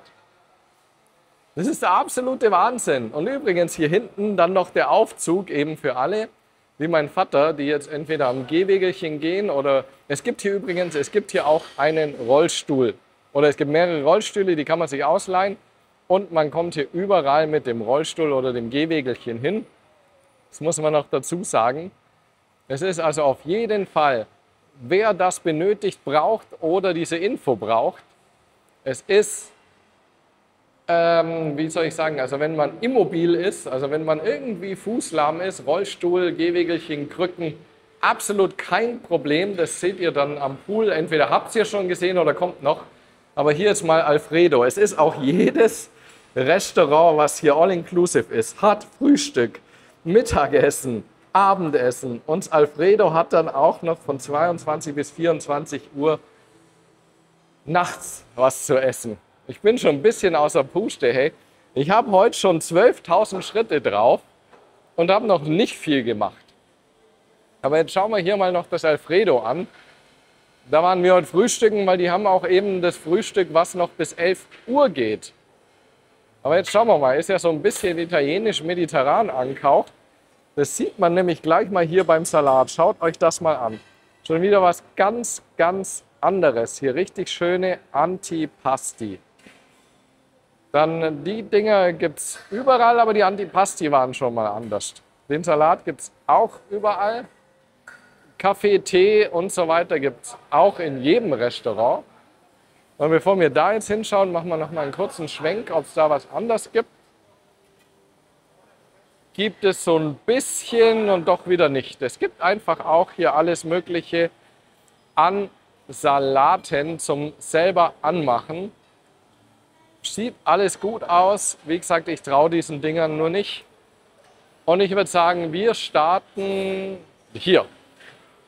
Wir starten hier vorne beim Pizzabäckermännchen. Und was haben wir denn hier alles? Wir haben auf jeden Fall mal alles zum selber aussuchen. Hier wieder von Champignons, Karotten, Paprika, Tomaten. Und dann haben wir hier richtig cooles Fleisch.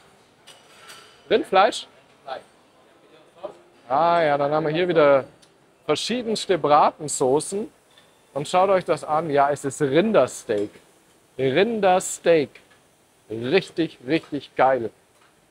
Hier wieder Pommes und so ein bisschen Chicken Nuggets, Kroketten für die Kids. Dass die alle happy sind heutzutage. Dann natürlich italienisches Restaurant. Kann ich jetzt gerade nicht zeigen. Pizza ist gerade aus. Aber der Mann hier, der macht richtig gute Pizza. Der ist hier der Fachmann. Dem Pizzabäcker, dem die Frauen vertrauen. Ah, jetzt kommt das blöde Geschwätz wieder, gell? Dann haben wir hier noch alles Mögliche in die Bruschetta-Station. Also man hat hier quasi das Brot, hier toasten und hier belegen mit allem, was man möchte. Total geil. Jeder kann hier sein eigenes Bruschetta machen.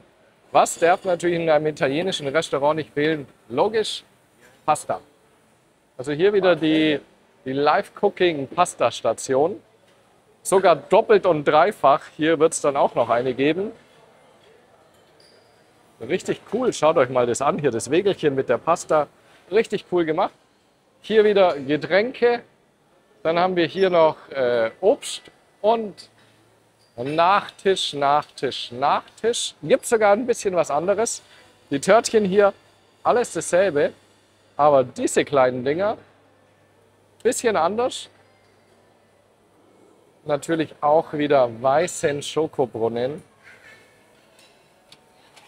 Hier auch wieder Törtchen. Und das ist witzig. Das schaut eigentlich so ein bisschen aus wie die richtig guten mexikanischen Tequilas. Aber jetzt schauen wir mal, was hier noch gibt. Wahrscheinlich ist es wieder auf beiden Seiten dasselbe. Ich weiß es nicht. Wir schauen es uns an. Fettuccine. Fettuccine. Mit richtig guten Soße.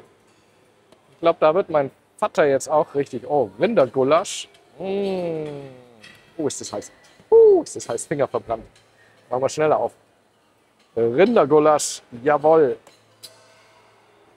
Richtig heiß, Leute. Hier nochmal. Weißer Reis. Schnell aufmachen. Aua. Finger verbrannt. Und dann haben wir hier Roast Beef. Das sieht man jetzt nicht richtig, weil es unter der Glocke ist. Aber das ist garantiert hier drin. Ja, schaut euch das an, Leute, wie viel Roast Beef hier ist. Was zur Hölle? Dann hier wieder Bratensoße. Und was haben wir hier? Irgendwas richtig heißes auch. Suppe. Das war die Brokkolisuppe, weil hier ist die Hühnersuppe. So. Dann haben wir hier noch Croutons. Croutons, Leute. Hier wieder alles Mögliche an Gewürzen. Oh, schaut mal hier. Schaut mal hier, so richtig geiler schwarzer Kümmel. Tiefschwarzer Kümmel. So, und was haben wir hier noch alles? Weißer Reis. Auch wieder Rindergulasch. Okay, so ein bisschen dasselbe, aber doch nicht. Denkt man immer, weil hier ist nochmal Kartoffelpüree. Fischmedaillons. Oh, schnell aufmachen. Schnell aufmachen. Oh, schaut euch das mal an hier. Fischmedaillons. Richtig gut. Dann hier noch sortiertes Gemüse. Da muss ich mich jetzt nicht auch noch verbrennen. Und hier ein Hühnerauflauf, eigentlich Hühnerfrikassee. Und hier Spätzle. Yes, Deutsche Spätzle. yes, yes. German Spätzle. Kässpatzen. This is very tasty. Schokran. Really good. Das sind Kässpatzen, Leute. Was geht ab? Und jetzt auch hier das Hühnerfrikassee. Ich glaube, ich spinne. Was ist hier los? Ah, jetzt haut er hier noch Basilikum drüber. Dieser Mann weiß, was sich gehört. Alter, oh, Kässpatzen. Mit Röstzwiebeln. Wo sind wir hier? Wer ist aus Schwabenländle? Wer ist Spätzle-Fan? Alle mal Like da lassen und kommentieren hier. In Hurghada. In Hurghada, Leute. Ich musste schwenken. Ihr müsst mich sehen, wie fertig ich bin. In Hurghada. Kässpatzen. Ich falle hier vom Glauben ab, verstehst du? Wir sind ja Augsburger. Das ist ja schon fast bei Ulm. Meine Mama ist ja Ulmerin oder Blaubeurerin, also aus der Nähe vom Blautopf. Und da kommt natürlich hier der Spätzle-König, kommt hierher. Und dann gibt es hier Kässpatzen im italienischen Restaurant.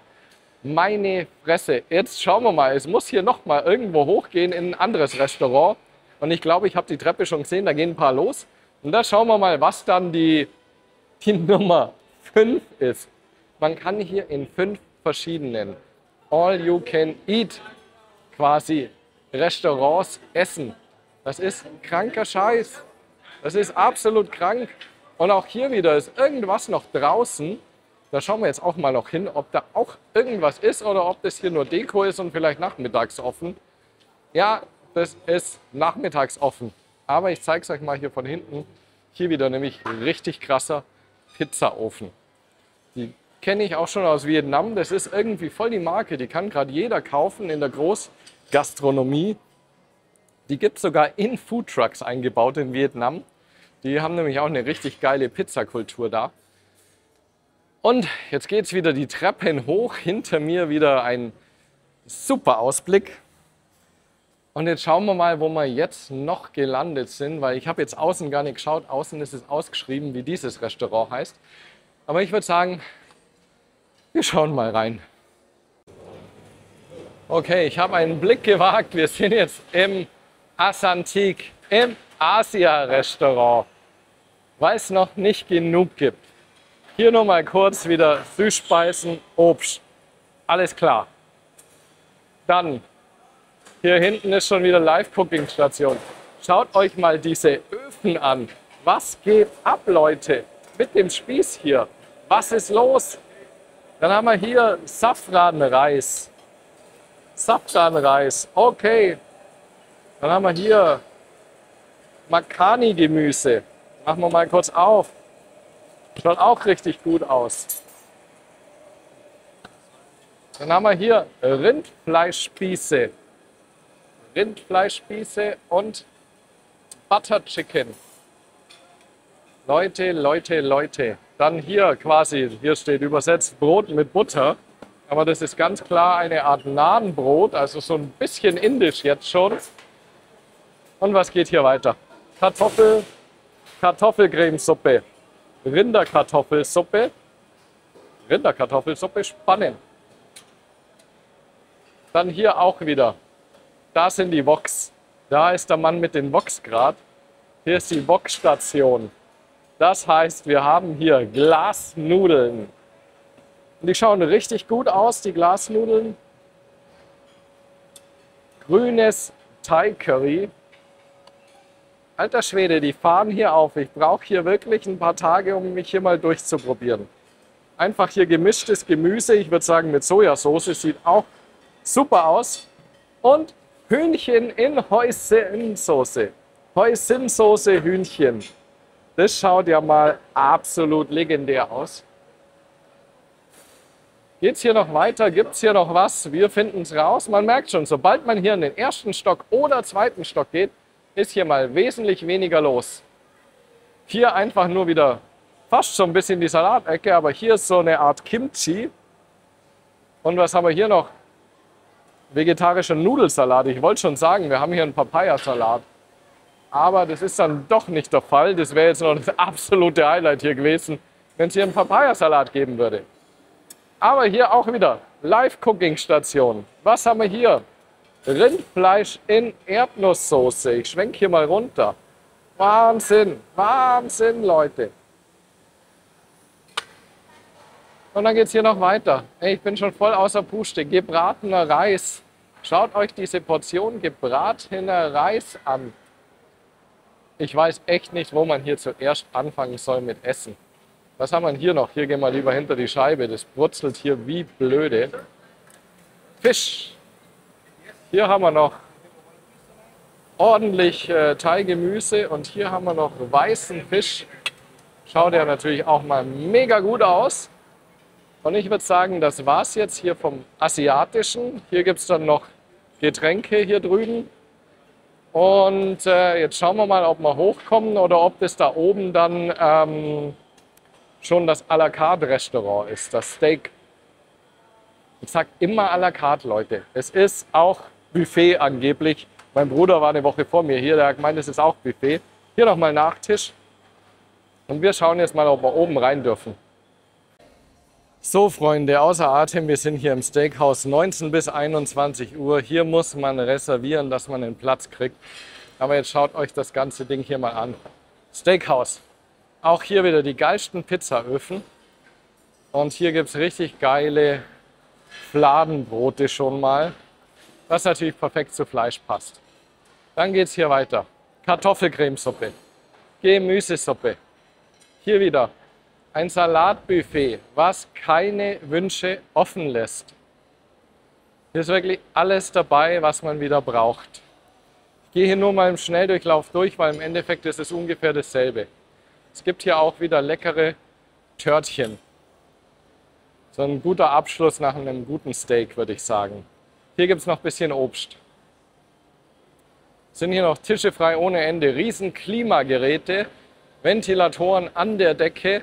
Es ist hier mega angenehm. Wir hatten heute 33 Grad, schöne windige Brise, war richtig angenehm. Und jetzt schauen wir mal, was hier noch an Steak und sonstigen zu essen gibt. Das ist hier einfach nur krank. Ich würde sagen, hier gibt es Kartoffelkroketten. Dann haben wir hier wieder weißen Reis. Hier haben wir einfach nur Gemüse gedünstet. Gegrillte orientalische Würstchen. Schauen wir mal kurz rein. Heiß. Spannend. Habe ich so auch noch nie gesehen, diese Art von Würstchen. Dann haben wir hier noch Kartoffelpüree. Kann sich jeder denken, wie es aussieht. Und da hinten schaut euch mal diesen geilen argentinischen Grill an. Mit diesen Rädern kann man das Ding hoch und runter machen. Und hier seht ihr, was quasi so an Auswahl geboten ist. Das sieht aus wie Rinderfilet, diese Würstchen und sonst noch ganz, ganz viel Rind. Der Chefkoch hier hinten, der ist hier am Rotieren, weil alles lecker ist. Dann haben wir hier durchgebratenes Rindfleisch, weil da vorne gibt es dann Medium, sieht man schön die Flammen. Hier ist dann alles durchgebraten, schaut auch richtig gut aus. Dann haben wir hier Rindfleisch Medium. Also wir haben einmal durchgebratenes Rindfleisch, Medium Rindfleisch. Dann haben wir hier noch Rindfleisch in Soße. Ja, Rindfleisch in Soße. Großen Rindfleisch, wahrscheinlich Rosmarin. Und wer kein Rind mag, hier gibt es noch Hähnchenfleisch. Und dann natürlich ganz, ganz viel Soße. Und hier wieder natürlich die Getränkestation. Ich würde sagen, das war's mit allen Restaurants hier im Albatros Makadi. So Leute, wir haben alle 6 Restaurants durch hier. Alle 6 Buffet-Restaurants. À la carte, so viel essen wie ihr wollt. Absolut gigantisch. Ich muss nur schauen, ich laufe gerade die Treppen runter. Ich zeige es euch hier nochmal von hinten. Wir sind jetzt auf einer Seite und hier ist eben, hier unten ist Erdgeschossrestaurant. Wo bin ich jetzt? So, dann da ist erster Stock und hier oben ist zweiter Stock. Und das Ganze nochmal auf der anderen Seite, also Restaurants ohne Ende. Wer hier nichts findet, der hat, glaube ich, ein größeres Problem.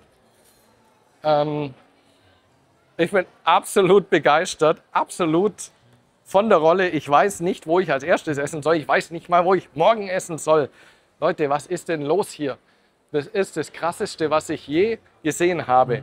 Absolute Neueröffnung. Hat, glaube ich, dieses Jahr nicht neu eröffnet, aber quasi wieder eröffnet. Es war ja, es gab das Hotel schon und jetzt hat es quasi nochmal komplett renoviert, neu aufgemacht. Es ist gigantisch groß, Essensauswahl absolut gigantisch. Es verläuft sich hier total. Man merkt hier gar nicht, wie viele Leute hier eigentlich sind, weil die auf 6 Restaurants, auf 6 Themenrestaurants quasi verteilt sind. Und wenn man eine Woche da ist, hat man schon ein bisschen Stress. Entweder geht man in 3, 4 Restaurants gleichzeitig oder nacheinander. Oder man muss wirklich jeden Tag woanders essen, um überhaupt mal klarzukommen, was hier eigentlich alles zum Essen gibt. Jetzt geht dann um 8 geht noch das Kinderprogramm los, um 9 geht dann das Erwachsenenprogramm los. Und ich würde sagen, da filme ich vielleicht ein bisschen, wenn es eine coole Choreo ist, die heute kommt, dann seht ihr das auch. Ansonsten seht ihr das an einem anderen Tag. Ich würde sagen, ihr lasst einen Like da, kommentiert mal, wie übertrieben ihr diese Essensauswahl hier findet, weil ich finde, mehr geht nicht. Mehr geht absolut nicht. Deswegen da schon mal 5 von 5 Sternen oder 10 von 10 oder 12 von 10, wie ihr wollt. Ich bin auf jeden Fall total begeistert von dem Ganzen. Wenn man noch die Lobbybar dazu rechnet, sind es eigentlich 7 Restaurants. Und es gibt in jedem Restaurant Frühstück, Mittag, Abendessen und wie gesagt im Alfredo hier da hinten auch noch einen Mitternachtssnack. Absolut übertrieben, aber absolut geil. Und weiter geht's mit Abendprogramm, Pool, whatever. So, einen wunderschönen neuen guten Morgen hier aus dem Albatros Makadi Resort in Uganda. Und ich würde sagen, wir schauen heute mal uns gemeinsam das Frühstück an. Und zwar sind wir im Sidi Ali. Wir waren gestern, weil wir so lange geschlafen haben, weil wir erst nachts um 2 angekommen sind, im Alberto, also im Italienischen, zum Langschläferfrühstück. War schon richtig nice, was da gab. Albaretto? Ne, Alfredo. Sorry, Alberto. Alfredo waren wir gestern Langschläferfrühstück. Und jetzt schauen wir eben ins Sidi Ali, was da zum Essen gibt. Und da nehmen wir euch jetzt mal mit. Und wenn es da was grob anderes gibt, dann würde ich euch die anderen auch noch mal zeigen. Wobei ich aber jetzt vom Frühstück nicht ausgehe. Ich denke, da gibt es überall ungefähr das Gleiche. Ich würde sagen, ich kriege noch gar keinen geraden Satz raus heute in der Früh um 7. Wir starten mal mit dem Brötchenabteilung hier, was es hier alles Leckeres gibt. Und die Auswahl ist schon mal gigantisch. Ich glaube, meine Stimme, die hört sich heute auch noch fatal an. Es ist einfach keine Zeit für mich. Aber schaut mal hier, diese leckeren Stückchen. Karies lässt grüßen, aber so soll es doch sein im Urlaub, oder? Auswahl ohne Ende. Also wer hier nicht fündig wird, zumindest wer sich erlauben kann, sowas zu essen, dem kann, glaube ich, dann keiner mehr helfen, weil die Auswahl ist einfach abartig. Sogar die Croissants werden hier warm gehalten und die sind auch immer geil. Die hatte ich gestern schon mit so, was war das, Käse mit Schwarzkümmel und so, richtig gut. Ja, dann bevor wir dahin gehen, hier wieder Kaffeeautomaten, Tee, verschiedenste Tees und Kaffees, was das Herz begehrt, von Cappuccino, Mokka, Espresso, Latte. Genau, und dann haben wir hier nämlich die richtig guten Dips. Schaut euch das an. Und ja, den hatte ich gestern. Richtig gutes Zeug. Hier wieder die Salatecke. Man hat hier auch immer noch Olivenöl, Essig, Senf, alles zum selber anmachen. Für sein eigenes Dressing. Ihr seht auch, es ist noch nicht viel los. Und ich kann auch schon mal euch bestätigen, es gibt hier noch nicht so viele, die meinen, jetzt Liegen reservieren zu müssen. Ich habe aus dem Fenster geschaut, da war noch alles frei. So, dann hier Fisch, Wurst.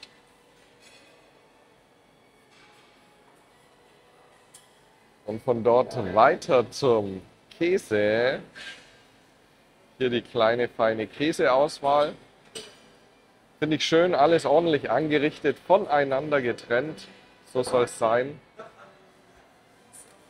Dann wer schon Pommes zum Frühstück mag, bekommt der auch.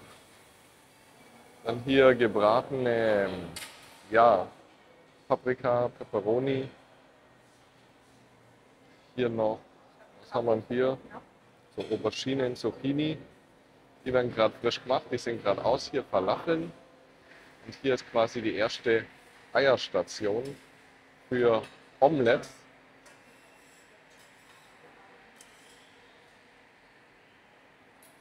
Und dann geht es hier weiter wieder zur süßen Ecke. Das sieht, jawohl, stark nach Waffeln und Pancakes aus. Hier schon mal der Waffelteig. 2 fette Waffeleisen sind richtig leckere Waffeln, kann ich euch versichern. Das ist dann die Pancake-Station. Dann haben wir hier nochmal, wenn es voller wird, machen die hier eine zweite Eierstation auf. Und da seht ihr mal, könnt ihr alles auswählen, was ihr in euer Omelett so rein wollt. Richtig gut. Dann hier hinten wieder normale Säfte und Getränke. Dann gehen wir hier hinten noch kurz rum, genau, weil hier gibt es ja noch Obst, Salat.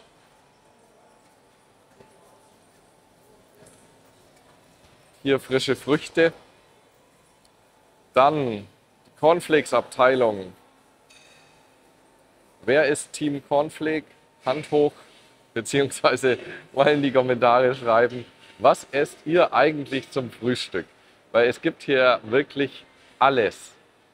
Aber was ist euer Frühstücksfavorit in einem All-Inclusive Resort? Dann haben wir hier 3 verschiedene Säfte, Melone, Orange und vielleicht noch eine andere Melone. So, dann kommen hier die Puddings. Von Reispudding über Vanillepudding, Schokoladenpudding, alles dabei. Hier verschiedenste Marmeladen und Honige. Wir haben hier sogar Halva.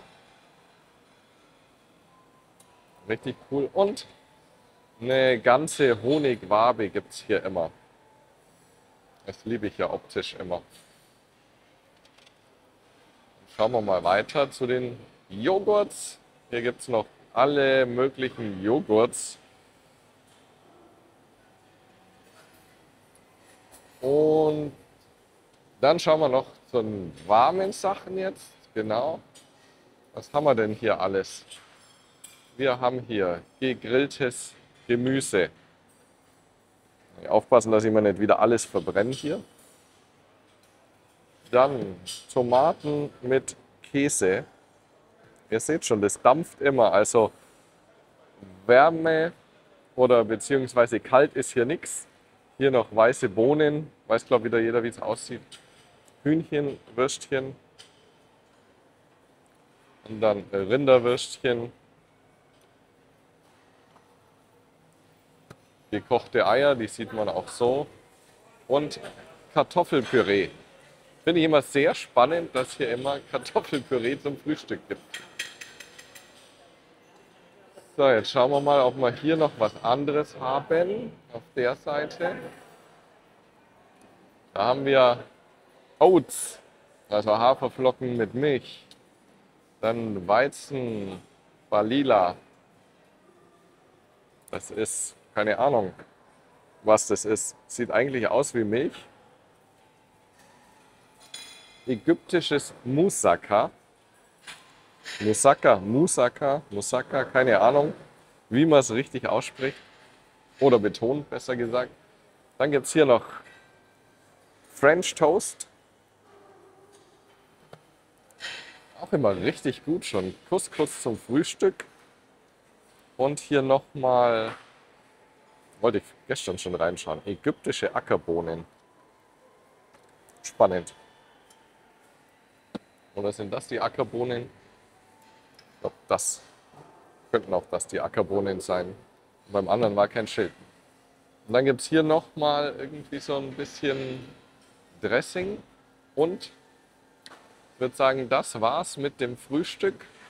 Plätze mehr als ausreichend. War auf jeden Fall dasselbe Frühstück wie drüben beim Langschläferfrühstück.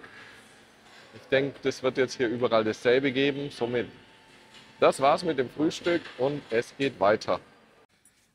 So, ich bin jetzt also mal kurz alle 3 Restaurants abgelaufen, alle 3 Frühstücksrestaurants, nur mal um zu schauen, wo die großen Unterschiede sind.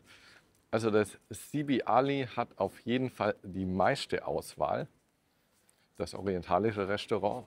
Wenn es so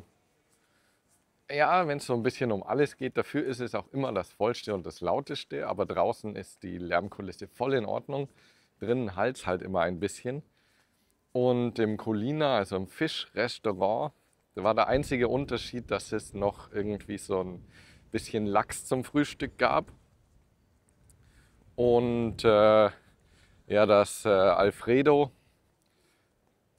das ist so dasselbe eigentlich wie Sidi Ali, nur mit ein bisschen weniger Auswahl, aber dafür auch nichts, was irgendwie jetzt anders wäre. Eher das, wie gesagt, das Colina und das Alfredo haben ein bisschen weniger wie das Sidi Ali. Sidi Ali hat so die meiste Auswahl, gerade wenn es um diese ganzen Gebäcke und alles geht. Und ich würde sagen, das wäre es jetzt mal mit dem Frühstück. Ich schaue jetzt mal zu Kathi runter an den Strand, denn die hat super Liegen für uns und da chillen wir heute den ganzen Tag. So Freunde, es wird Zeit für den Mittagsessen-Check. Hier gibt es Meeresfrüchtesuppe und Gemüsesuppe. Dann haben wir hier noch die Brötchen, die es auch so ein bisschen beim Frühstück gibt, in kleinerer Auswahl. Und hier haben wir jetzt wieder, die habe ich schon beim Abendessen gezeigt, die sind richtig cool. Diese, ja, ich würde fast sagen pizzaartigen, das sind diese ägyptischen, ja, ich versuche es gar nicht erst, das auszusprechen. So, dann haben wir hier, es ist hier eine Lärmkulisse. Ich hoffe, man versteht mich gut, hier halt so ein bisschen, aber draußen ist voll angenehm. Hier sind wieder die üblichen Salate. Und dann haben wir hier wieder, wie immer, Tee, Kaffee, Spezialitäten.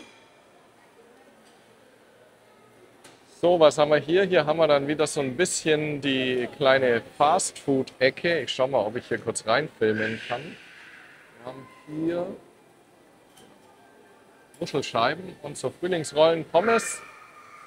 Und dann haben wir hier so Hühnchenburger. Also Burger Patties aus Hühnchen. Hier gibt es wieder Soße und Roastbeef. Schaut auch gut aus. Schauen wir mal hier. Ordentliches Roastbeef. Dann haben wir hier sortiertes Hähnchen, also quasi einfach nur ja, gekochtes Hähnchen. Bisschen Pasta. Hier so eine Art Paella mit Hühnchen. Auch wieder ein riesen Bottich. Schaut super aus. Hier wieder Pastastation mit dreierlei Soßen. Tomate, Bolognese, weiße Soße. Und man hat wieder die Auswahl aus 3 verschiedenen Nudelsorten. Da hinten gibt es dann wieder Getränke. Und dann Obst. Und natürlich wieder einen Haufen leckere Süßspeisen.